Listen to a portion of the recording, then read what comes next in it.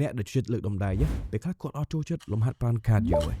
ហើយអ្នកដែរធ្វើខាតយោបកាយធាក់កង់បកាយរត់អីហ្នឹង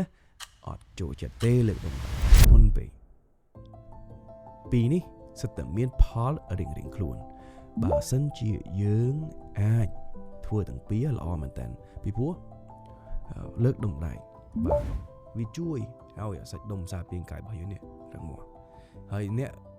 ធ្វើលំហាត់ប្រាណបែប cardio វាជួយផ្នែកសរសៃឈាមបេះដូងពីនេះគឺត្រូវការទាំងពីរអត់មើលអត់បានទេតែអ្នកខ្លះទៀតក៏គិតថាគាត់លើកដុំដៃហ្នឹងក៏ cardio ដែរប៉ុន្តែវាស្ទើរជាងលំហាត់ប្រាណ cardio ពេញលេញហើយអ្នកធ្វើ cardio វិញគាត់ថាខ្ញុំទៅលើកដុំដៃអីទៀតបើហត់មួយថ្ងៃចង់ដល់ធ្លាក់ថ្លើមហើយ20គីឡូអីណោះបាទអញ្ចឹងមិនបាច់ទេបាទអញ្ចឹងពេលខ្លះគាត់អាចនឹងខ្សោយដោយសារតែគាត់ខ្វះសាច់ដុំអញ្ចឹង